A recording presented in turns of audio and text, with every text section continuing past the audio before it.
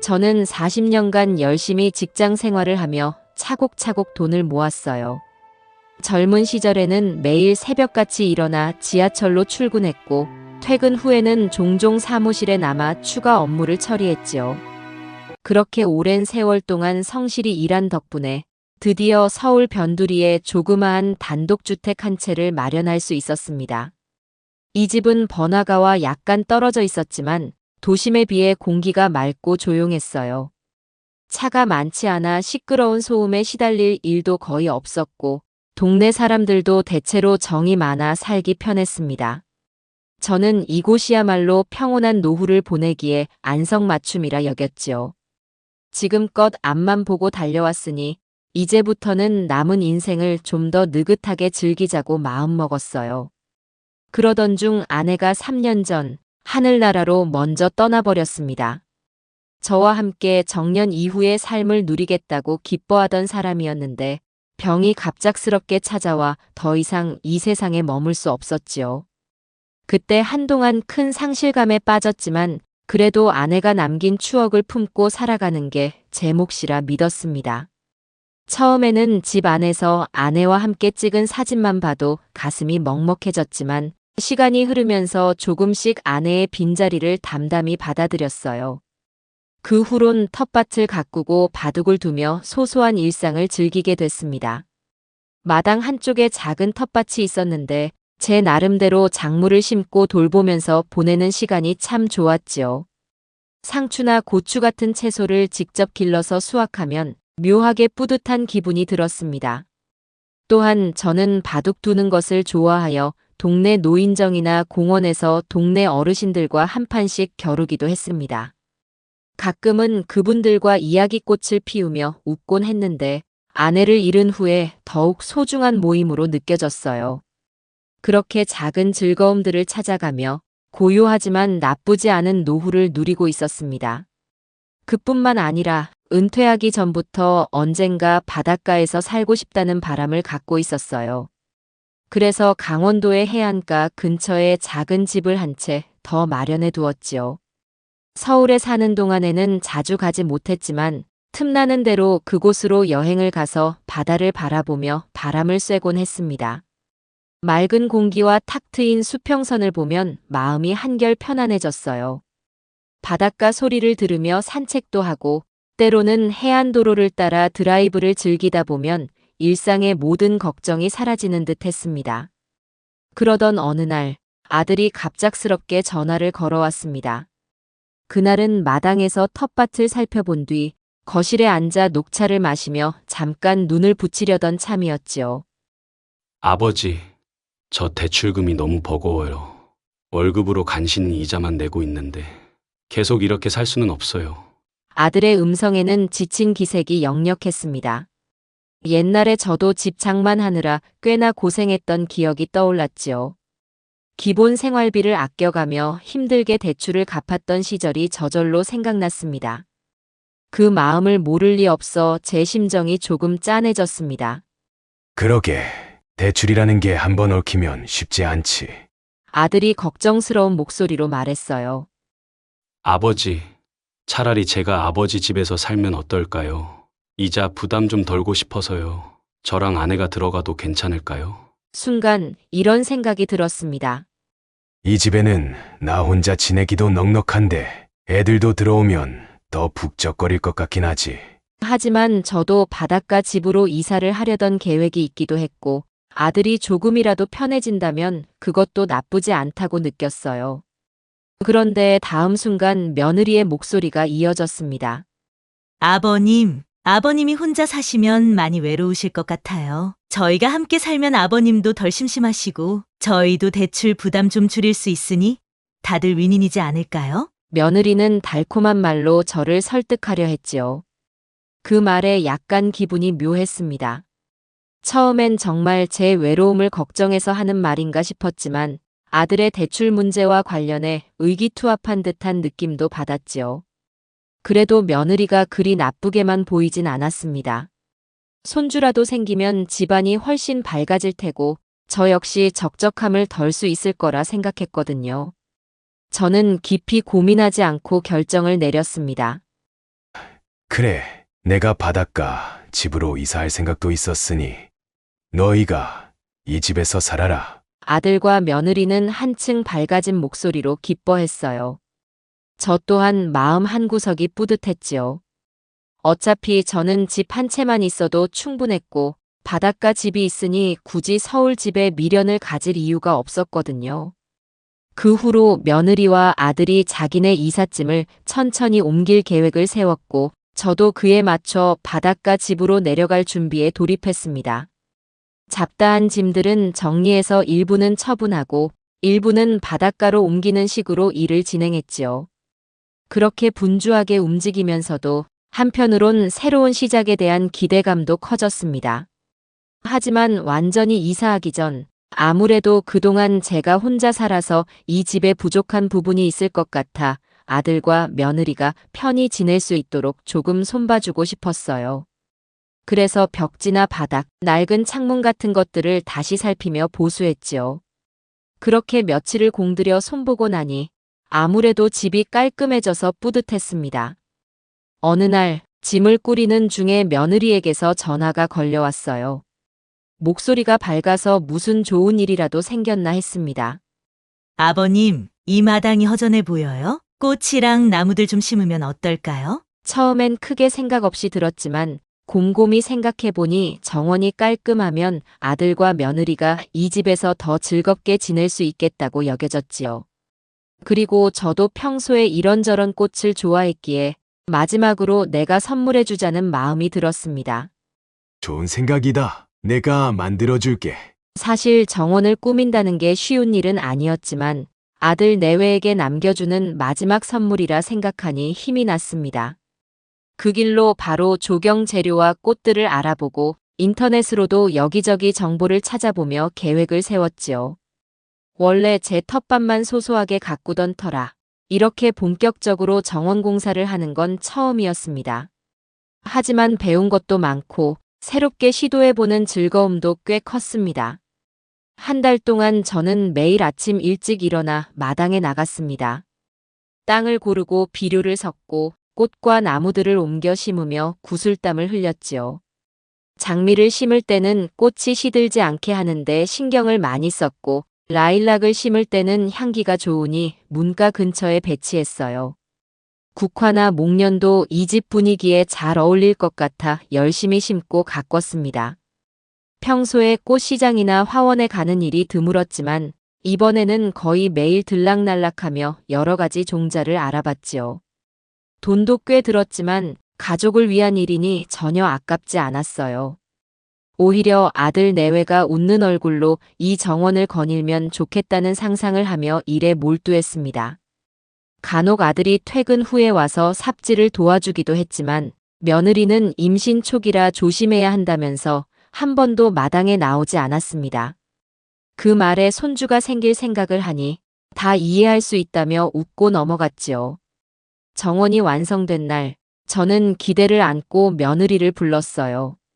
정성껏 심은 장미와 라일락이 이미 모습을 갖추고 있어서 나름 운치 있는 분위기가 났습니다.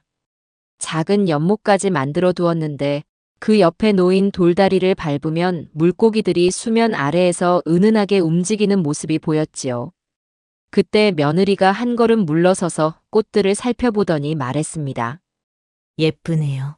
근데 관리가 힘들지 않을까요? 순간 좀 의아했지만 크게 신경 쓰지 않았습니다. 어차피 제가 가끔 와서 돌봐주면 될 거라 생각했거든요. 사실 저는 정원에서 일하는 것이 몸은 좀 힘들어도 마음은 편해지는 일이라 여겼습니다. 그러나 며느리는 다른 생각을 하고 있었던 모양입니다. 그럼에도 제가 너무 들뜬 기분이었기에 그런 반응쯤은 대수롭지 않다고 넘겼어요. 실제로 정원을 만드는 동안 며느리는 임신 초기라 뱃속 아기가 걱정된다며 집 안에서만 지냈습니다. 아들은 주말에만 조금씩 도와줬고요. 그래도 저는 아무런 불만이 없었어요. 손주가 무사히 태어나야 하니 며느리가 편한 게 당연하다고 생각했어요. 아들 내외가 행복하게 지내는 모습을 보는 것이 더 중요했고 곧 있으면 저는 바닷가 집으로 이사할 거라 큰 책임감 없이 즐거운 마음으로 작업했지요. 정원을 다 꾸민 후 며느리가 이것저것 요구사항을 말하긴 했습니다. 꽃은 좀 더 다양하면 좋겠네요. 연못에 조명 달면 더 예쁠 것 같아요. 저는 그 정도는 해줄 수 있지 싶어 가능한 한다 들어주었습니다. 그렇지만 점점 더 요구가 많아지는 듯해서 약간은 피곤했어요. 그래도 임신 중이니 예민할 수도 있겠다 싶어 불만을 표현하진 않았습니다.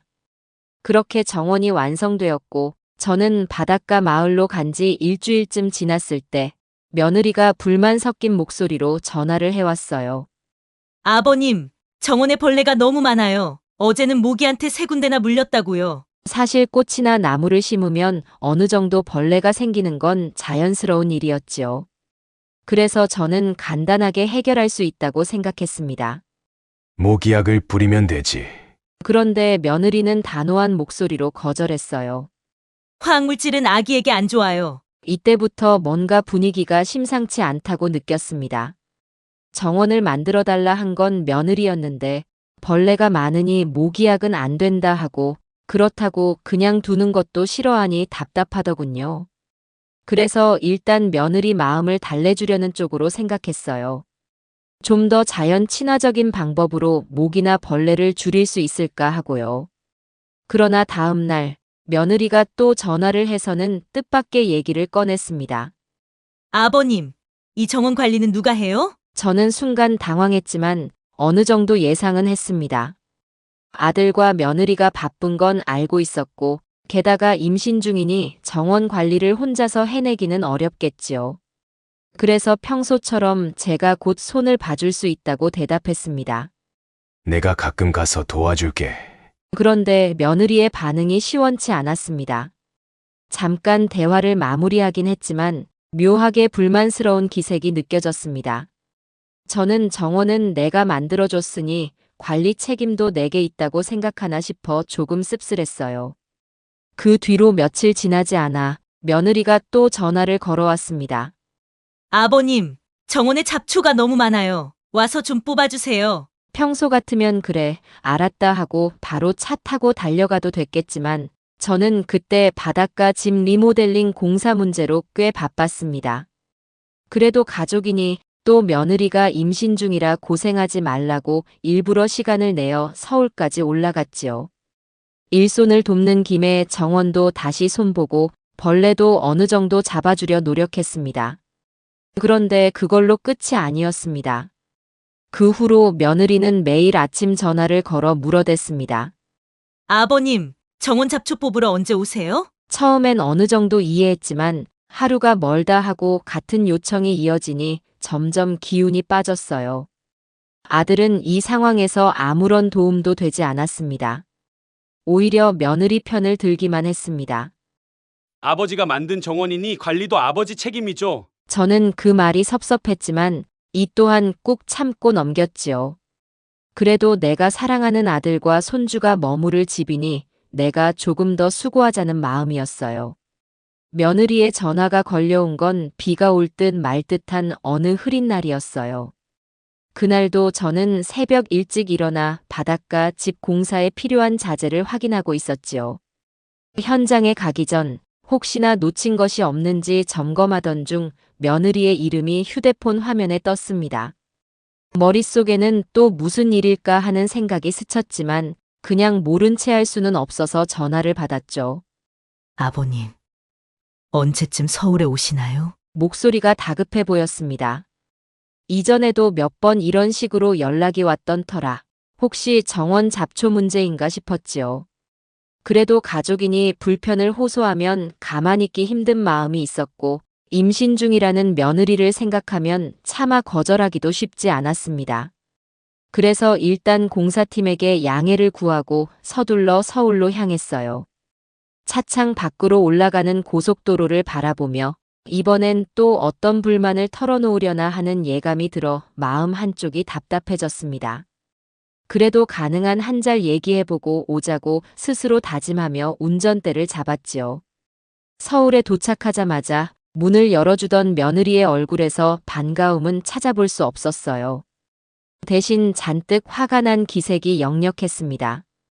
마당에 들어서기도 전에 며느리의 목소리가 날 선체로 튀어나왔죠.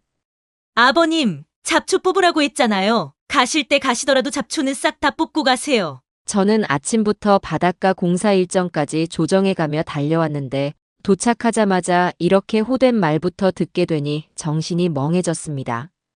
그래도 참아야 한다는 생각이 들어 최대한 부드럽게 이유를 설명하려 했어요. 내가 요즘 공사 때문에 많이 바쁘단다. 그런데 제 말이 끝나자마자 며느리 표정은 더 차가워졌습니다. 곧이어 나온 말이 저를 더 당혹스럽게 만들었어요. 처음부터 이런 정원 만들지 말자고 했잖아요. 머릿속이 순간 하얗게 변했지요. 제가 기억하는 바로는 며느리가 먼저 마당이 허전하다고 하며 꽃과 나무를 심어보자고 제안했거든요. 게다가 그동안 정원을 가꿀 때도 예쁘다. 그런데 이런 꽃도 더 심으면 어때요? 라며 여러 요구를 했던 게 사실입니다. 그런데 이제는 되레 저에게 떠넘기듯 말하니 황당하면서도 억울한 기분이 들었지요. 하지만 며느리는 멈추지 않았어요. 아버님이 자꾸 정원 좀 가꾸자고 하셔서 어쩔 수 없이 동의한 거예요. 이제 와서 저한테 책임 떠넘기지 마세요. 그 말을 듣는 순간 제 안에 쌓여있던 분노가 치밀어 올랐습니다. 그래도 꾹 참았어요. 며느리가 임신 중이라는 사실이 이상하게 제 입을 막아버리는 느낌이었습니다. 속에서는 너가 먼저 정원을 만들어달라고 부탁했잖아라는 반박이 맴돌았지만 내색하지 않으려 애썼습니다. 아들은 그 자리에 있었지만 뭐라 조율하려 들지도 않았지요. 그저 곤란한 얼굴로 저와 며느리를 번갈아 쳐다보더니 마치 결론이라도 내려주듯 한마디를 던졌습니다. 아버지, 정원 관리가 힘드시면 그냥 전문가 불러서 관리하세요. 비용은 아버지가 내셔야죠. 그 말을 듣는 순간 마음 한편에서 절망감이 밀려왔습니다. 정원을 만들 때 들어간 비용도 모두 제가 냈고 잡초를 뽑는 수고 역시 대부분 제가 감당해왔는데 이제는 전문가를 부르라고 하면서도 돈은 제가 내라는 소리를 들으니 괜히 허탈해졌습니다. 하지만 여전히 저는 아이와 며느리를 생각해 그리고 뱃속의 손주를 생각해 또 입을 굳게 다물었어요. 두 사람 앞에서 더 언성을 높이면 임신 중인 며느리가 충격받을까봐 제가 오히려 걱정이 됐거든요. 그날은 어쩔 수 없이 또 잡초를 뽑았습니다. 몸은 힘들었지만 마음이 더 괴로웠지요. 하염없이 땅을 파헤치고 잡초를 뽑는 동안 어디서부터 잘못됐나 하는 생각이 들었습니다. 불과 몇 달 전만 해도 아들 내외와 함께 웃으며 꽃을 심던 기억이 있었는데 지금은 왜 이런 관계가 되어버렸는지 알 수가 없었어요. 며칠 뒤에는 저를 더욱 당혹스럽게 하는 사건이 벌어졌어요. 아들의 집에 뭔가 놓고 온 물건이 있어 잠깐 들렀을 때 마침 며느리 친구들이 와 있었습니다. 인사라도 할까 싶어 거실 쪽으로 다가가려는데 방문 틈 사이로 며느리 목소리가 들려왔죠. 시아버지가 취미로 만든 정원인데 관리를 안 해서 제가 고생이에요. 그 말을 듣는 순간 정말 더 이상 버틸 수 없는 분노와 서러움이 밀려왔습니다. 이 정원을 꾸미느라 내가 얼마나 시간과 돈을 쏟아부었는데 이제 와서 나 혼자만의 취미 때문에 만든 것처럼 몰아가다니. 그 순간 목소리를 높여 따지고 싶은 마음이 굴뚝 같았지만 차마 그러지는 못했어요. 그저 조용히 발길을 돌려 집 밖으로 나왔지요. 오히려 그때 확실히 깨달았어요. 더 이상은 참기 힘들다. 내가 왜 이런 대접을 받아가며 이 집에 미련을 두고 있어야 하나? 그날 저녁 바닷가 집으로 돌아가는 차 안에서 저는 긴 한숨을 내쉬었어요. 수십 년을 일하고 모은 돈으로 마련한 집이었는데 지금 이 상태로 두 사람에게 떠넘길 수는 없겠다는 생각이 들었습니다. 그저 할 말을 잃을 정도로 실망스러웠고 아들마저도 제 편은커녕 며느리 편에 서서 제게 더 많은 부담만 지우려 했으니까요. 그렇게 마음속에 어떤 단단한 결정이 조금씩 자라나기 시작했습니다. 그로부터 며칠 후 바닷가 집 공사를 마무리해야 할 시기가 왔습니다. 지붕 보수와 실내 인테리어가 어느 정도 완료되어 이제 세세한 점검만 남은 단계였지요. 저는 공사 관계자들과 약속 시간을 잡아놓고 하나하나 꼼꼼히 살펴본 뒤에 마무리 지으려 계획하고 있었습니다. 언제쯤 완전히 이사를 들어갈지 기대가 됐고, 동시에 더 이상 서울 집 문제로 마음 쓰고 싶지 않다는 생각이 컸어요. 이제 정말 이곳에서 편하게 살 수 있을지도 모르겠다는 작은 희망도 생겼습니다. 그런데 그때 또다시 며느리에게 전화가 왔습니다. 날씨 예보를 들은 듯 목소리에 걱정이 가득 섞여 있었어요. 아버님, 올해 장마가 심하대요. 이러다 정원이 다 망가지면 어쩌죠? 빨리 와서 배수로 정리해주세요. 솔직히 마음은 아주 귀찮고 짜증스러웠지만 그래도 아직은 서울과 완전히 인연을 끊은 상태가 아니었고 저도 책임감이라면 책임감이랄까 이래저래 마음이 복잡했습니다. 마지막으로 한 번 더 봐주자. 그래도 손주가 생길 집이니까 하고 생각했지요. 내일 바로 갈게. 공사팀에는 하루 정도 일정이 늦춰질 수 있다고 양해를 구했어요. 그쪽도 바빴지만 제가 이 집의 주인이고 결국 결정을 내려야 하는 사람이니 마지못해 알겠다고 하더군요. 저는 차에 올랐고 또다시 장거리를 달려 서울로 갔습니다. 도착해보니 이미 여름 장마가 시작된 터라 마당 곳곳이 물에 잠겨 질퍽거리고 있었습니다. 비가 계속 내려서 땅이 무척이나 미끄러웠어요. 좀 늦게 출발한 탓도 있었지만 어쨌든 하루 종일 거기서 배수로를 파고 보수하는 일에 매달렸습니다. 흙탕물에 온몸이 젖고 땀과 빗물이 뒤섞여 고생이 이만저만 아니었지요. 그래도 이제 한 번만 더 참으면 된다 하는 마음으로 버텼습니다. 해가 뉘엿뉘엿 질 무렵 아들이 퇴근에 들어왔습니다. 며느리는 거실에 앉아 발만 동동 구르며 불만을 늘어놓고 있었고 저는 저대로 몸이 천근만근이라 씻고 쉬고 싶었어요. 그런데 현관 가까이에서 그 둘이 대화하는 소리가 선명하게 들려왔습니다. 여보, 아버님 때문에 너무 힘들어. 정원 관리비 내달라고 하면 어떨까? 순간 마음이 쿵 하고 내려앉았습니다. 아들은 그 말을 듣자마자 아무런 반박 없이 이렇게 말했어요. 그럼 아버지가 만든 정원이니 관리비도 아버지가 내셔야지. 저는 그 자리에 그대로 얼어붙고 말았어요. 배수로 정비를 해주고 잡초를 뽑고 집수리에 보탠 돈까지 전부 제가 부담했는데 이제는 정원 관리비라는 이름으로 또 돈을 요구하겠다니. 그저 허탈하고 씁쓸했습니다. 이제 더 이상은 무리다. 미련 없이 정리하자. 이렇게까지 하면서 무슨 가족이냐. 그 순간 마음속이 한꺼번에 싸늘해졌습니다. 그날 밤 허리가 욱신거려 잠을 설치면서도 계속 집을 처분할 생각만 했습니다. 차라리 바닷가로 완전히 이사하고 이 집은 팔아버리는 편이 낫겠다 싶었어요. 아들과 며느리가 난처하겠지만 저도 이제 한계였거든요. 오히려 제가 더 이상 참아줄 이유가 없다고 느꼈습니다. 다음 날 아침 눈을 뜨자마자 저는 부동산 중개사에게 연락을 했어요. 제 집 매물로 내주세요. 최대한 빨리 팔고 싶습니다. 수화기 너머로 중개사는 살짝 놀라면서도 집이 좋은 위치고 잘 관리된 주택이라면 금방 팔릴 거라고 말했지요. 저는 전화를 끊고 나서 괜히 기분이 묘해졌습니다. 분명 어딘가 후련한 느낌도 들었지만 한편으로는 수십 년간 쌓아온 추억이 깃든 집을 이렇게 정리해야 하나 싶어 씁쓸하기도 했어요. 그러나 마음에 굳어져 있는 결심은 흔들리지 않았습니다. 바닷가 집이 이제 제게 유일한 안식처가 될 거라는 확신이 서고 있었거든요. 아들과 며느리가 이 사실을 알게 된 건 집이 매물로 등록된 지 그다지 오래 지나지 않아서였습니다. 부동산 쪽에서 인터넷에 매물 정보를 올렸는지 아니면 지인들을 통해 소문이 퍼졌는지 모르지만 어느 날 부랴부랴 저를 찾아왔지요. 이미 마음을 굳힌 저로서는 굳이 숨길 이유도 없었기에 문을 열어주고 그대로 맞이했습니다. 두 사람 표정은 난감하고 겁먹은 듯 보였지만 저는 차분히 서류를 정리하고 있었어요. 아버지, 갑자기 왜 집을 파시려는 거예요? 아들은 당혹스러운 목소리로 물었습니다. 그동안의 여러 감정이 겹쳐 솔직히 대꾸하고 싶지 않았지만 그래도 아버지로서 마지막으로 내뱉어야 할 말이 있다고 생각했지요.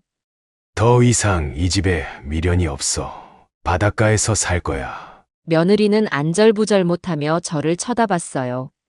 그럼 저희는 어떻게 해요? 지금 집 구하기 힘든데. 저는 단호하게 말했어요.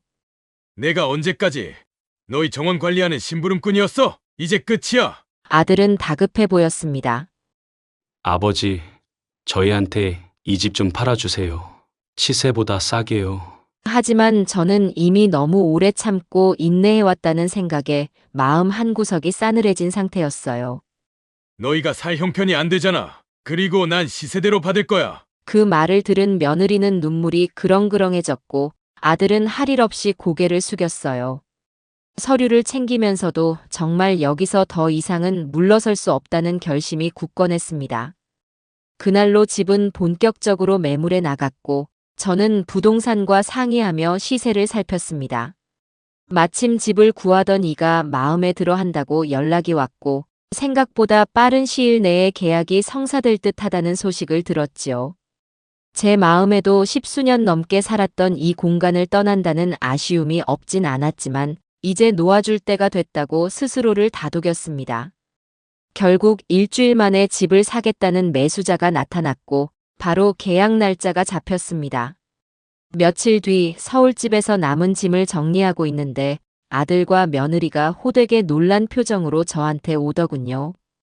아버님, 저희 정말 어쩌면 좋아요. 정원 문제 때문에 몇 달 동안 갈등이 있었던 거 저도 알아요. 그런데 이번에 아버님이 집까지 파신다니 저희로서는 정말 막막해졌다고요. 저희가 대출이 너무 많아서 어쩔 수 없이 도움 청한 건데 이대로 갑자기 집을 처분하시면 저희는 당장 어디 가서 살아야 하는지 모르겠어요. 제발 한 번만 더 저희 입장에서 생각해 주시면 안 될까요? 저도 임신 중이라 몸이 많이 힘들고 남편 월급도 빠듯해서 전세는커녕 월세방도 부담돼요. 집주인한테 보증금 돌려받으려면 시간이 더 필요하다는데 지금 아버님이 계약금을 이미 받으셨다니 어떻게 해야 할지 몰라서 왔어요. 아버님, 조금만 더 저희를 봐주시면 안 되겠습니까? 정말 갈 곳이 없어요. 아버님, 제가 그동안 경솔하게 굴었다는 거 인정해요. 정원 잡초나 벌레의 문제로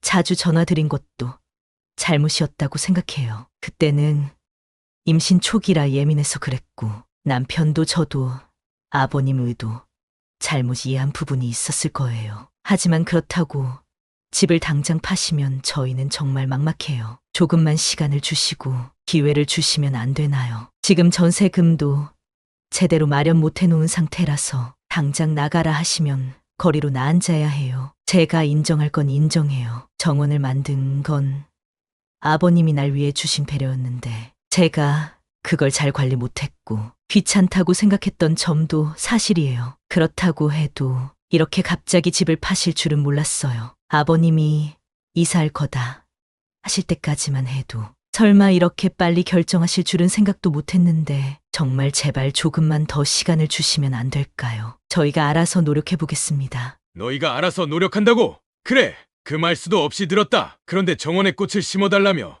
주문한 건 너희였고 막상 꽃이 자라나자 벌레가 싫다고 난리를 쳤잖아. 모기약도 못 부리게 하면서 매일 잡초 뽑으라고 나를 불러대니 대체 그게 얼마나 무리한 요구였는지 너희는 알고 있니? 처음엔 나도 가족이라서 손주봐야 하니까 도와주자 싶었다. 그런데 갈수록 점점 더 요구만 많아지더라. 결국엔 정원 관리비까지 내놓으라는 말이 오가고 내가 만든 정원을 두고 취미로 만든 건데 왜 우리가 고생해야 하냐며 뒤에서 험담했다는 것도 다 들었다. 이쯤 되면 정말 기가 막혀서 더 할 말이 없더라. 지금 와서 아버님 한 번만 봐주세요라고 눈물로 호소한다고 내가 마음을 바꿀 것 같아? 너희가 뭘 잘못했는지 정말 알기는 하니? 나는 이미 여러 번 기회를 줬어. 그런데 그 기회들을 전부 너희가 걷어차 버린 거다. 맞아요. 저희가 여러모로 부족했고 아버님께 의지하면서도 고마움을 제대로 표현하지 못했어요. 집이나 정원 문제도 그렇고 아버님이 바닷가, 집을 리모델링하느라 힘드신 줄 알면서도 자꾸만 불렀던 것도 사실이에요. 근데 그게 임신 중이라 몸이 힘들다 보니 조금만 잡초가 보여도 막막해졌거든요. 제 생각이 짧았어요. 정말 잘못했습니다. 이제 다시는 그런 무리한 요구 안 할게요. 더 이상 정원 때문에 아버님 귀찮게 굴지도 않을 거예요. 제가 그 부분은 분명하게 약속드릴 수 있어요. 아버님이 용서만 해주신다면 남편이랑 저랑 진심으로 반성하고 다시 잘 모실게요. 조금만 더 시간을 주시면 저희도 어떻게든 방법을 찾아보겠습니다. 근데 지금은 전세금 마련도 안 돼 있고 갑작스럽게 방을 빼야 할 상황이 되면 저희는 당장 머물 곳이 없어요. 아기 낳으려면 병원 가까운 데도 알아봐야 하고 여러모로 돈이 필요한 시기인데 이런 식으로 한 달 후에 나가라고 하시면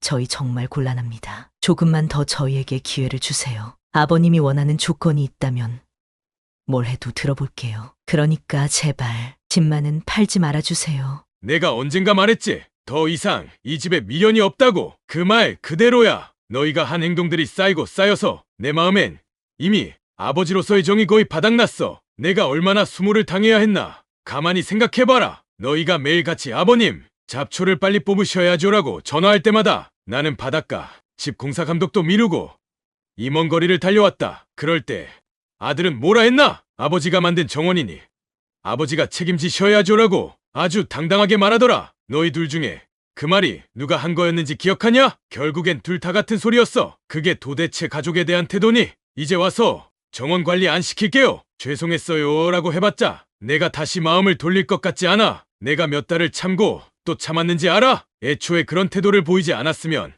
여기까지 오지도 않았을 거야. 아버님, 정말 죄송해요. 그때는 저희가 미처 생각이 짧았고 임신으로 예민했던 탓도 있었어요. 남편도 직장 생활이 힘드니까 자꾸 제 편만 들어서 그게 아버님 마음에 상처가 될 줄 몰랐어요. 이해해 주신다면 앞으로는 절대 아버님한테 무리한 부탁 안 드릴게요. 그러니까 이번 한 번만 정말 마지막 한 번만 용서해 주세요. 용서! 내가 너희를 용서하면 그래서 이 집 안 팔고 그대로 둔다고 치자. 그러면 결국 다시 내가 정원 잡초 뽑아야 하는 거 아니냐? 똑같은 일이 또 반복될 게 뻔하지 않나? 이젠 그 반복에 지쳤다. 난 이미 강원도에 새 집을 계약했어. 알아봤더니 거기가 훨씬 공기도 좋고 내 마음도 편하더라. 이 집 계약금 그것도 이미 받았어. 취소하려면 위약금을 물어야 할 텐데 내가 왜 그런 손해를 감수해야 하지? 너희가 위약금까지 다 책임질 거야. 그 부분은 저희도 잘 몰랐어요. 아버지가 그렇게까지 빨리 진행하실 줄은 꿈에도 생각 못했습니다. 하지만 이제라도 어떻게든 방법을 찾아볼 테니까 제발 계약을 취소하시고 저희에게 기회를 주세요. 저는 얼마 전 직장에서 인사이동이 있었는데 월급이 조금이나마 오를지도 몰라요. 그러면 모아둔 적금이랑 합쳐서 최대한 노력해보겠습니다. 결혼 초부터 대출 문제로 정신없이 지내다 보니 아버지를 제대로 배려 못한 게 사실이에요. 아내가 임신한 뒤로는 제 마음이 더 급해져서 아버지가 얼마나 고생하시는지 제대로 살피지 못했죠. 다시 한 번만 기회를 주시면 저 진짜 열심히 해서 아버님께 필요한 비용도 보태고 정원 관리비도 저희가 감당할 수 있도록 노력하겠습니다. 그러니까 계약 취소하는 데 들어가는 위약금도 다 제가 마련해 볼게요. 위약금을 마련한다. 너가 그 돈이 있니? 대출로 허덕이고 전세금도 못 구한다며 하루가 멀다 하고 나한테 손을 벌렸잖아. 그러면서 무슨 수로 지금 이 계약금을 뒤집을 돈을 구하겠다는 건데. 물론 당장 큰 돈을 구하기는 어렵죠. 그래도 아버지가 지금 마음만 바꾸신다면 저희가 주변에 어떻게든 빌리든 다른 대출을 알아보든 해볼 수 있어요. 아버지도 자식인데 저희가 정말 이대로 길바닥에 나앉게 두실 건가요? 손주가 태어나기도 전에 이런 상황이 되면 아버지도 손주 볼 기쁨을 잃으시는 거잖아요. 손주를 못 보면 내가 손해라. 이제 그런 말도 귀에 안 들어온다. 내가 잡초 뽑으러 달려갔을 때 너희는 나를 어떻게 봤는데? 누구 하나 나한테 아버지 힘드실 텐데 오늘은 제가 해볼게요라고 한 적 있었니? 단 한 번이라도? 그건 제가 미처 상황 판단을 못했던 거예요. 직장이 너무 바쁘고 아내도 임신 중이라 몸을 쓰기 어렵다 보니 저도 무심결에 아버님께만 부탁드렸던 게 문제였습니다. 진짜 죄송해요.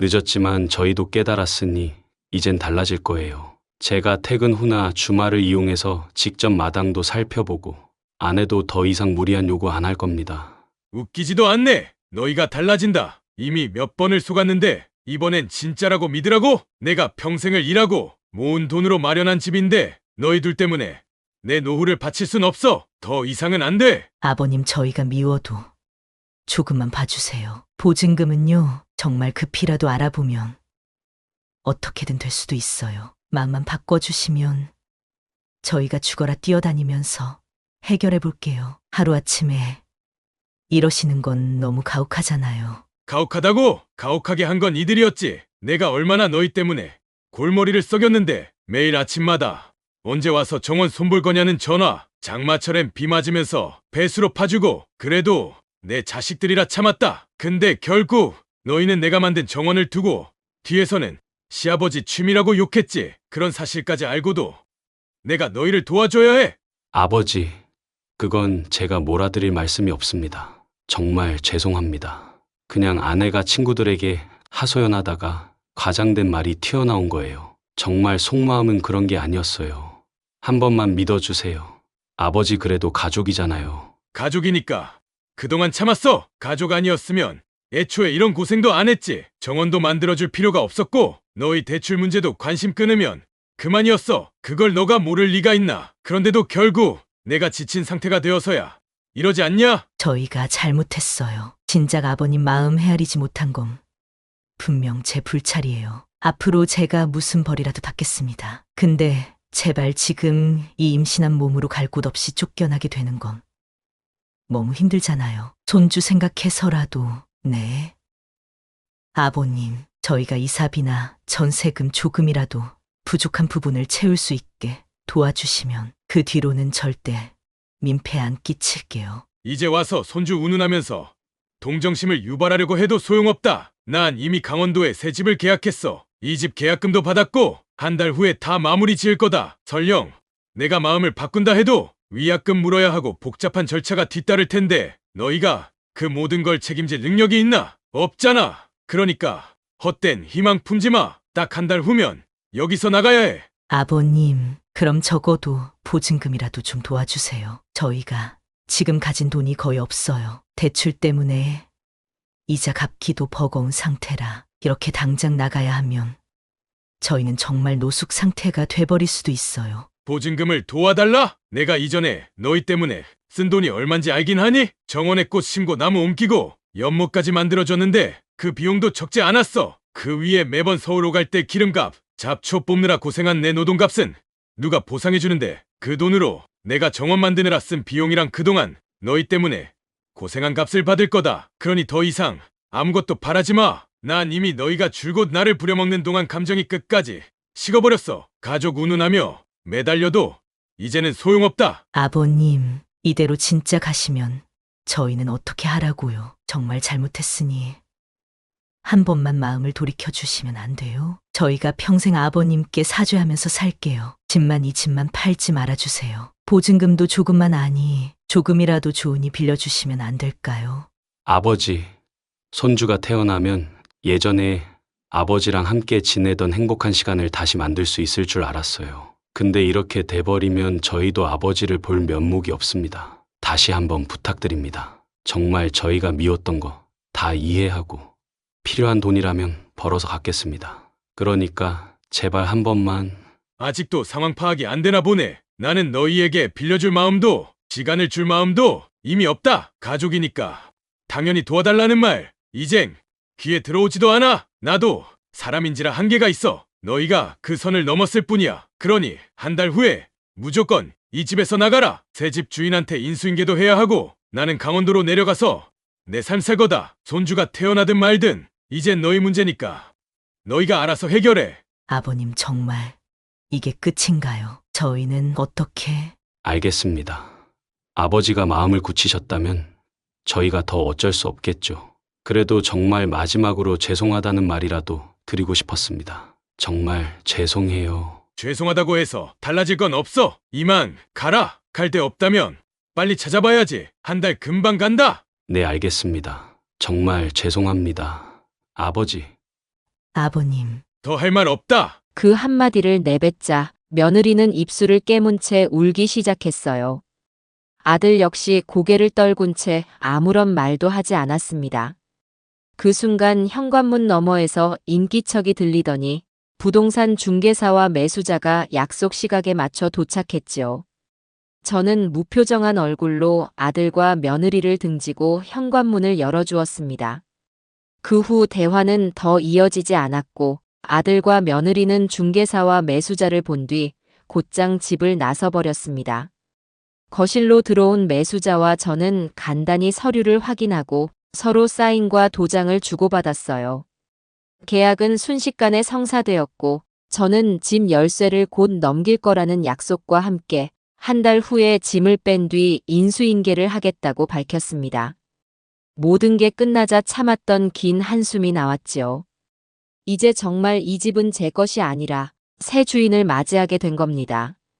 계약이 끝난 날 저녁, 저는 빈 거실에 앉아 커다란 상자를 하나 끌어놓고 낡은 앨범과 옛 물건들을 정리했어요. 아내가 생전에 찍어둔 사진들, 그리고 제가 젊었을 때 모아둔 메모나 자잘한 소품들이 수두룩했습니다. 하나하나 꺼내 볼 때마다 여기에 이렇게 많은 추억이 깃들어 있었구나 하고 다시금 실감이 났죠.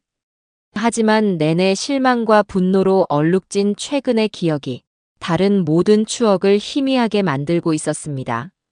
아내가 보고 있다면 어떤 표정을 짓고 있을까 하고 잠시 상상했지만 지금은 그저 뒷일을 정리하는 것 외에 다른 선택지가 없었어요. 계약 당일 벌어진 이 아들과 며느리의 마지막 호소야말로 제 마음의 결심을 굳히게 한 방점이 됐습니다. 정말 잘한 선택이라고 스스로 말하며 아들 며느리 쓰라고 둔 가전 가구들을 강원도로 보내려고 다음 주에 이삿짐 차량을 부르기로 결정했어요. 이제 모든 걸 후련하게 정리할 수 있겠죠. 계약이 끝났다고 해서 아들과 며느리가 가만히 있을 리 없다고 여겼지만 이후로 며칠간은 연락이 전혀 오지 않았습니다. 아마도 제 눈치를 보며 혹시라도 마음을 바꿀 기회가 생기지 않을까 생각했을 수도 있고 아니면 그냥 체념했을 수도 있겠지요. 그들이 어떻게든 저를 설득하려 든다 해도 이미 서류상으로 집은 새 주인에게 넘어갈 준비를 마쳤습니다. 저는 더 이상 돌아볼 이유가 없었고 그날의 쓰라린 대화가 계속 머릿속을 맴돌 뿐이었어요. 한 달 후, 저는 마지막으로 텅 빈 서울 집에 섰습니다. 아들 며느리는 진작 집에서 나갔죠. 창문 너머로 보이는 골목은 여전히 분주했지만 어쩐지 제게는 모든 게 낯설게만 느껴졌어요. 이제 이곳과는 완전히 남이 되는구나 하는 생각에 조금은 묘한 기분이 들었습니다. 그렇지만 이 상태로 계속 살았으면 제 정신이 더 피폐해졌을 테니 어서 떠나는 게 맞다고 되뇌었지요. 저는 허심탄회한 마음으로 제 차에 올랐습니다. 그리고 운전석에 앉아 백미러로 집을 한번 바라봤어요. 이젠 빈마당에 잡초 몇 가닥이 듬성듬성 보였는데 그 광경을 보며 제가 한때 열심히 갈무리했던 꽃밭과 연못이 떠올랐습니다. 그러나 곧 그도 잠시였다 싶었고 아들과 며느리의 차가운 말투가 다시 머릿속에 맴돌자 별다른 미련 없이 시동을 걸었습니다. 바닷가 집에 도착했을 때는 해가 뉘엿뉘엿 넘어가는 시각이었어요. 지평선 너머로 빨갛게 노을이 내려앉은 모습을 보니 마음이 한결 편안해졌습니다. 낯선 동네라 모든 게 새롭긴 했지만 이미 여러 번 공사 감독을 하러 다녔던 터라 이젠 꽤 익숙했어요. 집 안에는 이삿짐 센터가 먼저 도착해 짐을 옮기고 정리 중이었고 저는 그들이 일을 끝낼 때까지 마당 벤치에 앉아 바다 소리를 들었습니다. 파도가 바위에 부딪히며 일으키는 포마를 바라보고 있으니 저도 모르게 긴장이 풀리는 느낌이었지요. 새 집의 규모는 서울 집보다 약간 작지만 저 혼자 지내기에는 충분히 넓었어요. 바닷바람을 막기 위해 창문은 두 겹으로 설치했고 거실과 주방은 작은데도 꽤 깔끔하게 꾸몄습니다. 무엇보다 방 한 칸을 비워두어 혹시 손주가 생겨 놀러오면 묵을 수도 있겠다고 생각했는데 지금 상황으로 보면 그런 날이 올지 어떨지는 모르겠네요. 며칠 뒤 시간이 좀 지나고 나니 아들과 며느리가 제게 전화를 시도했는지 기존 번호로 몇 번 연락이 왔다는 사실을 우연히 알게 됐습니다. 하지만 저는 이미 번호를 바꾼 뒤였고 굳이 새 번호를 알려줄 이유도 없다고 생각했어요. 지난날 제가 어떻게 희생해왔는지 곱씹을수록 이젠 정말 선을 긋자는 결심이 흔들리지 않았지요. 그렇게 조용히 지내던 어느 날 바닷가 근처 동네 마트에서 우연히 옛날에 알고 지내던 지인을 만났습니다. 그분은 서울과 이 동네를 오가며 장사를 하는 편이었는데 제가 강원도로 이사를 왔다는 말을 듣고 꽤 놀라워했지요. 자연스럽게 그가 서울 소식도 조금 전해줬는데 아들과 며느리 이야기가 불쑥 튀어나왔습니다. 아드님이 결국 월세방으로 이사했다네요. 며느리가 매일 울면서 시아버지 원망한다고 들었습니다. 저는 그 이야기를 듣고 잠깐 들었던 미안함이 다시 스멀스멀 올라왔지만 동시에 오래 묵은 분노와 서운함이 겹치며 그래도 이제는 모르겠다는 심정이 강해졌어요. 이미 이 관계가 소생할 여지를 스스로 날려버린 건 그들이었으니까요. 그 순간 마음속에서 작은 목소리가 자업자득이지 하고 지나갔지요. 마트에서 나와 걸어가는 길, 바닷바람이 제 옷자락을 흔들며 지나갔습니다. 파도가 철썩이는 소리를 들으며 다시 한번 깨달았어요. 이제 여기가 내 삶의 터전이구나. 서울 집은 추억도 많지만 아들과 며느리와의 갈등으로 더럽혀진 기억도 많지. 그렇다고 해서 제가 자신에게 부끄러운 선택을 한 건 아니라고 믿었습니다. 오히려 용기 내어 남은 생을 평온하게 보내기 위해 잡은 마지막 끈이라 여기고 싶었지요. 그날 저녁 새집 마당 한 구석에 작게 마련해둔 텃밭을 둘러보았습니다. 아직 파릇파릇한 모종 몇 줄만 심어두었는데 앞으로는 내가 먹을 만큼의 채소만 가꾸며 평온히 지낼 생각입니다. 이젠 잡초가 조금 자라도 누가 전화를 걸어 잔소리를 퍼부을 일도 없고 하다못해 벌레가 생긴다 해도 제 마음대로 처리하면 그만이지요. 이 자유롭고 한적한 일상이 지금 제게는 무척 소중하게 느껴졌습니다. 다음 날 아침 해가 떠오르는 걸 보며 간단히 산책을 나섰습니다. 바닷가 백사장을 따라 천천히 걸으니 저녁과는 또 다른 풍경이 눈에 들어왔어요. 갈매기들이 모래사장을 부리로 쪼아대고 가벼운 파도 소리가 규칙적으로 귓가를 맴돌았습니다. 그 풍경에 취해 한참을 걷다 보니 아내 생각이 뭉클하게 떠올랐습니다. 당신이 조금만 더 오래 살았다면 여기서 함께 바다 구경도 하고 텃밭도 가꾸었을 텐데. 이런 생각이 들긴 했지만 그래도 지금이라도 평화를 되찾은 걸 하늘의 그녀가 알면 저를 대견하게 여겨줄 거라고 믿었어요. 또 어느 날은 낚싯대를 챙겨 근처 방파제로 가서 며칠 만에 낚시를 즐기기도 했습니다. 어쩌다 작은 고기 한두 마리가 걸리면 괜스레 웃음이 나더군요. 바람이 쌀쌀하다 싶으면 곧장 집으로 돌아와 이불 속에 몸을 뉘어도 아무런 문제 없고 그야말로 내 맘대로 지낼 수 있다는 것 자체가 행복이었습니다. 젊었을 때는 상상도 못했던 호사라고 해야 할까요? 제 나이가 되고 보니 이런 소소한 자유가 참 값지게 느껴지더군요. 가끔씩은 아들이 아버지를 찾지는 않을까? 며느리가 혹시 죄책감을 느끼지는 않을까 궁금한 마음이 아예 없는 건 아니지만 문득 그런 상상에 빠져들려 할 때마다 고개를 저어버립니다. 지금은 오로지 제 자신에게만 집중해야 한다고 여겼고 그들이 어떻게 살아가든 그건 이제 그들의 몫이니까요. 평생 가족을 위해 살아온 저로서는 이렇게 마음을 먹기까지 오랜 시간이 걸렸지만 말입니다. 그렇게 바닷가에서 보내는 시간은 날이 갈수록 평온했습니다. 이제 아침에 일어나면 호젓한 마당을 거닐고 짧게 스트레칭을 하며 몸을 풀어요. 그렇다고 완전히 고립된 삶을 사는 건 아닙니다. 동네 슈퍼나 식당에 가면 이웃 주민들과 가볍게 이야기를 나누고 종종 공원에 가서 바둑 한 판 두는 분을 만나기도 합니다. 서울에서처럼 복잡한 생각을 할 일 없이 정말 마음 편히 살 수 있다는 게 저를 살맛나게 했죠. 어느 늦은 오후 창밖을 보니 먹구름이 밀려와서 빗방울이 툭툭 떨어지기 시작했어요. 일기예보에서 오늘은 비가 온다고 했는데 갑자기 커튼 뒤로 번개가 번쩍거려서 순간 놀라기도 했습니다. 하지만 곧 창문을 살짝 열어놓고 빗소리와 함께 바닷가에서 불어오는 서늘한 바람을 느끼며 소파에 몸을 기댔지요. 이런 여유가 어디 있나 싶어 혼자 웃음 지었습니다. 아들과 며느리에 대한 미움이 완전히 사라진 건 아니지만 이제는 그렇게까지 마음 쓰지 않아도 된다는 사실이 저를 자유롭게 만듭니다. 언젠가 정말 후회가 밀려와 아버지 잘못했어요 라고 연락이 온다고 해도 제 대답은 이미 정해져 있다고 느꼈지요. 정원 잡초 뽑아달라며 전화하던 시절은 끝났다. 이제 내 인생은 내가 주도하겠다. 그게 아마도 아내가 하늘에서 제게 바라던 삶이 아닐까 조용히 되뇌었습니다. 그렇게 모든 갈등은 뒤로 한 채 저는 이 바닷가에서 일상의 소소한 행복을 찾아가고 있어요. 돌이켜보면 가족이라는 이름 아래 얼마나 많은 희생과 인내를 감수해왔는지 모릅니다. 그러나 누구나 한 번쯤은 자기 자신을 우선순위에 두어야 한다고 생각해요. 저에게 그 시기는 바로 지금이었고 결국 늦게나마 용기를 내서 선택한 결과가 이렇게 평온한 결말을 선물해줬죠.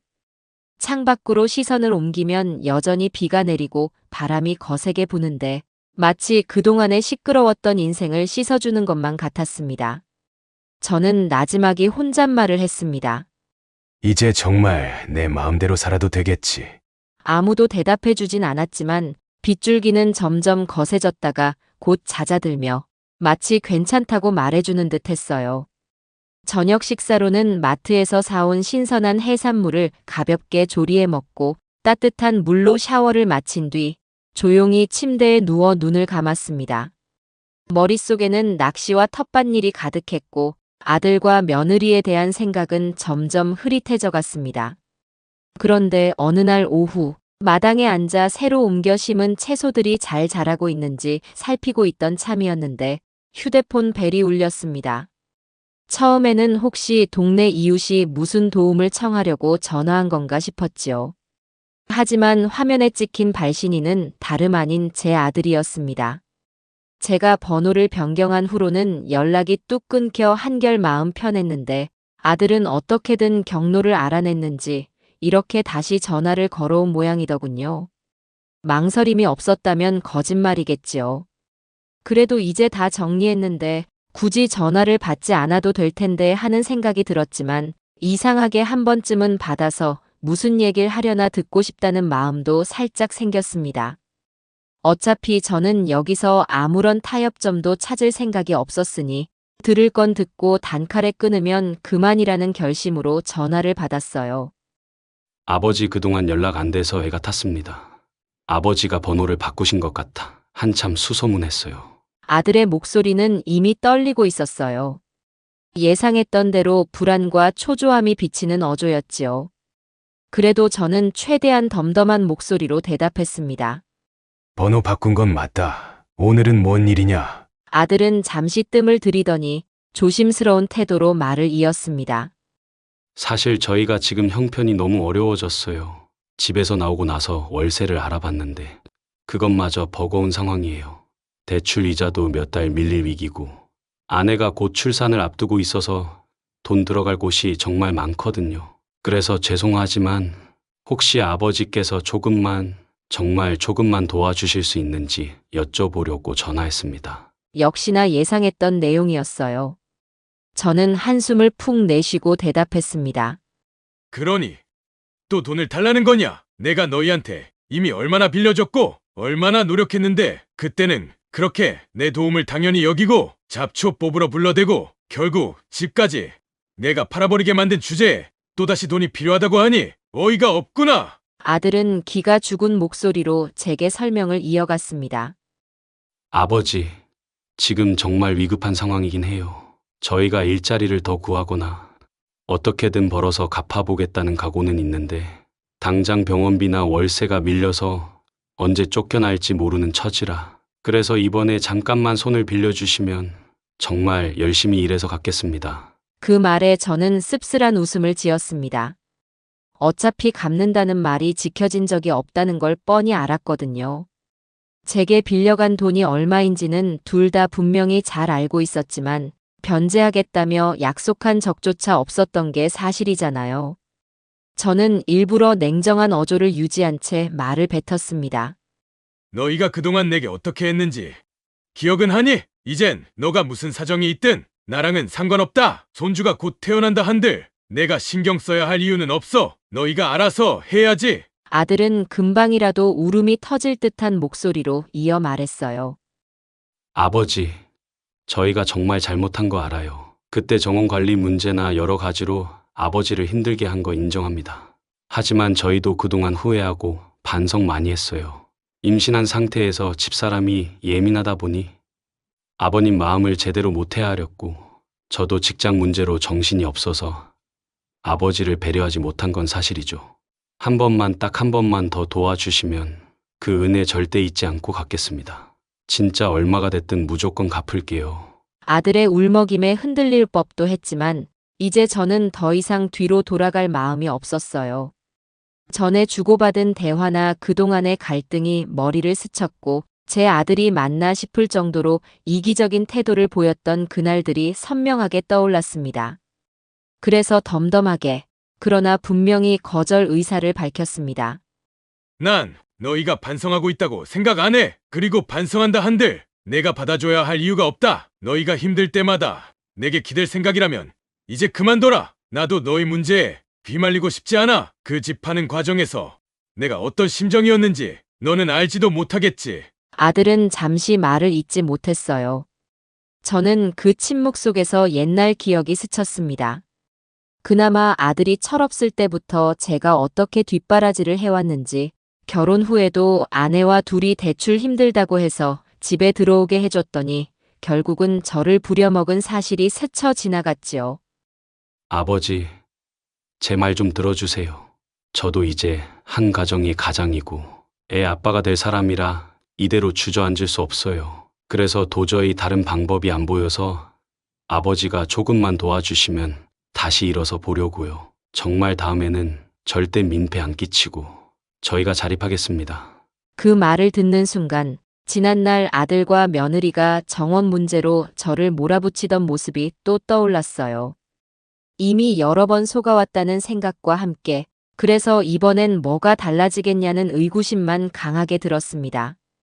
결국 저는 단호하게 거절을 택했습니다.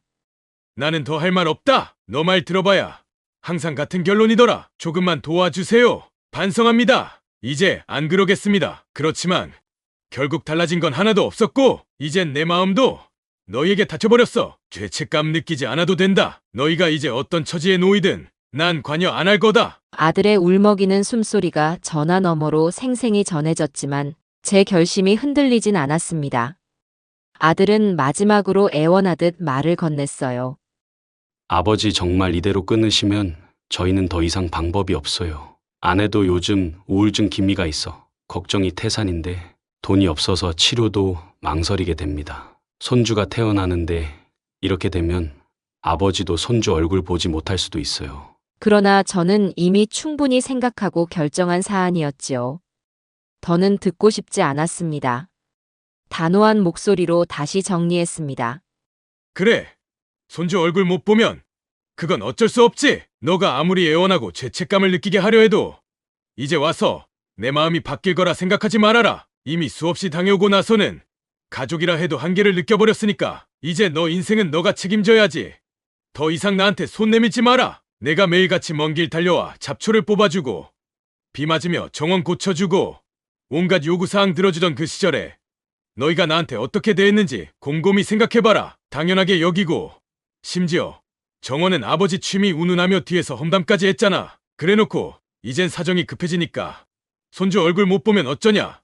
보증금이 어떻다 하며 내 마음을 흔들어 보겠다고? 미안하지만 이미 늦었다. 그렇게 내 선의를 만만하게 보고 정원 관리비까지 떠넘기려 들던 너희의 태도가 한두 번이었나. 내가 여기까지 마음을 굳히게 된 건 너희가 차곡차곡 쌓아올린 배신감 때문이야. 애초에 가족이라면 도움을 받았으면 고마워할 줄도 알아야 했겠지. 하지만 너희는 감사는커녕 내 호의를 당연한 권리처럼 여겼고 막상 내가 힘들다는 기색이라도 보이면 귀찮은 듯 등을 돌렸다. 이젠 그런 모습이 떠오를 때마다 다시는 물러서고 싶지 않다는 생각만 든다. 손주가 태어난다 해도 내가 왜 그걸 이유로 또 손해봐야 하나. 너가 힘들든 말든 그건 너 몫이고 너 책임이지.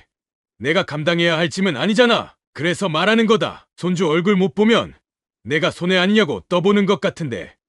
과연 진짜 손해가 누군지 잘 생각해봐. 앞으로도 계속 이런 식으로 남에게 의지하려 한다면 결국 너가 잃는 게 더 클 거다. 나는 이미 너희 때문에 참을 만큼 참았고 해줄 만큼 해줬다. 가족이라기에 여러 번 기회를 줬지만 다 물거품이 된 뒤엔 남는 게 아무것도 없었다. 그러니 지금 와서 억지로 죄책감을 심어준들 내가 그래 그럼 다시 도와줄게 하는 사람이었으면 벌써 도와줬겠지. 하지만 난 이미 결심했다. 내 남은 인생은 편안하게 살고 싶다. 더 이상 너희에게 이용당하거나 필요할 때만 불려다니는 존재로 남고 싶지 않아. 뭐가 그렇게 급하면 또다시 전화번호까지 알아내서 연락했겠지. 하지만 그걸로 감동받을 일도 없고 원망스러운 마음도 이제 다 소진됐다. 내가 참았던 거, 잊으려 했던 거, 다 한계가 있었다는 걸 깨달은 거지. 너가 아무리 울먹이고 무릎이라도 꿇는다 한들 내 마음은 이미 돌아설 수 없는 지점에 와 있어. 평생 힘겹게 일해서 마련한 내 노후를 너희가 더는 갉아먹게 둘 수 없다. 설령 손주가 아무 잘못도 없다 해도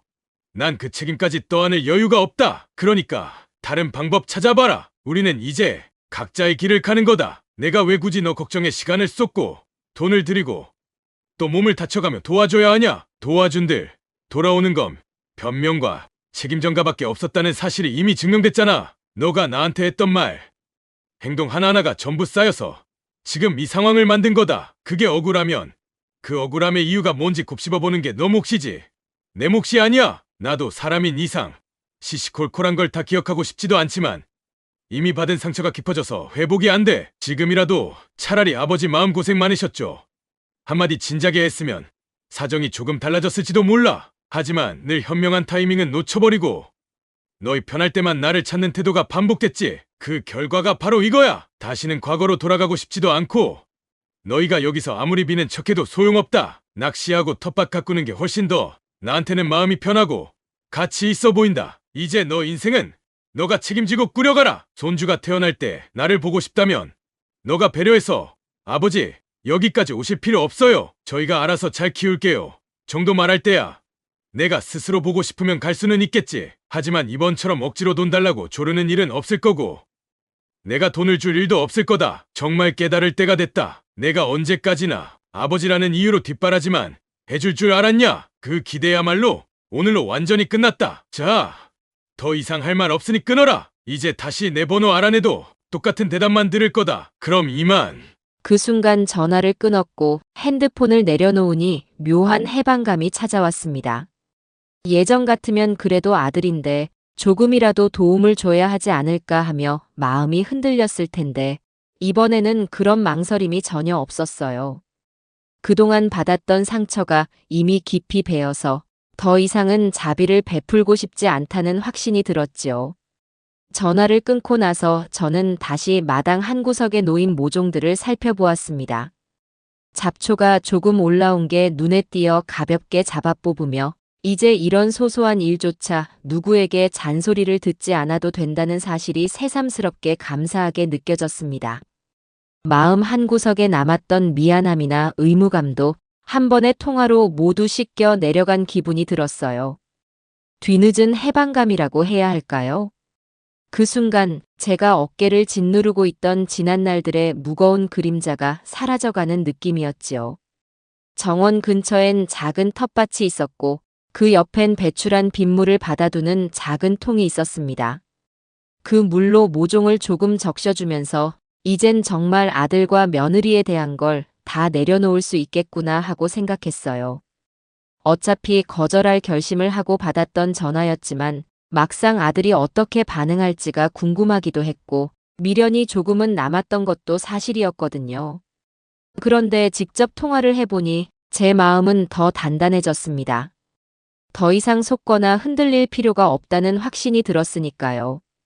돌아보면 평생 자식만 챙기느라 제 삶의 우선순위를 스스로 결정해 본 적이 드물었던 것 같습니다. 늘 가족을 위해 일하고 가족을 위해 돈을 쓰고 가족을 위해 희생하는 게 당연한 미덕이라고 믿었어요. 하지만 이젠 그런 미덕 뒤에 숨은 고통에서 벗어날 시기가 왔다는 생각이 듭니다. 어쩌면 너무 늦은 걸지도 모르지만 남은 세월은 오롯이 저를 위해서 쓰고 싶어요. 저녁 무렵에는 다시 낚싯대를 챙겨 방파제로 향했습니다. 슬쩍 어두워지는 하늘 밑에서 파도가 잔잔히 부딪히는 광경을 바라보니 마음이 한결 차분해졌어요. 전화 통화의 여운이 아직도 귓가에 남아 있었지만 이제는 그 어떤 죄책감도 미안함도 책임감도 제게 들러붙지 않았습니다. 낚싯대 끝에 작은 물고기가 톡톡 입질을 해올 때 저는 그 호흡에 집중하며 시간 가는 줄 모르고 앉아 있었지요. 결국 중요한 건 제가 살아가는 이 순간의 평온이라고 믿었거든요. 한참 후 해가 완전히 저물어가자 낚싯대를 접고 집으로 돌아왔습니다. 문을 열고 들어서자 작지만 아늑한 거실이 반겨졌고 저는 아무런 방해도 짜증 섞인 전화도 없는 이곳에서 한숨 돌릴 수 있다는 사실이 무척 소중하게 느껴졌습니다. 이제 다시는 무분별하게 누군가의 요구에 이리저리 휘둘리지 않겠다는 다짐이 확고해졌어요. 저녁으로 간단한 찌개를 끓여 먹고 내일 심을 모종들을 정리하다 보니 어느덧 시간이 훌쩍 지나갔습니다. 바닷바람이 서늘하게 창가를 스치는 소리를 듣다 보면 전에 없던 평화가 마음을 가득 채우고 있음을 깨닫습니다. 누군가는 그렇게까지 할 필요가 있었느냐고 물을지도 모르지만 인생은 결국 자기 자신이 책임지는 거라고 믿어요. 앞으로 남은 날들 동안은 더 이상 잡초를 뽑으러 헐레벌떡 달려가는 일이 없고 누군가 제게 정원 관리비를 요구할 일도 없을 것입니다. 아침이 오면 새로이 떠오르는 해를 바라보며 조용히 미소 짓고 싶은 대로 미소 지을 거예요. 그거면 충분하다고 이제는 확신합니다.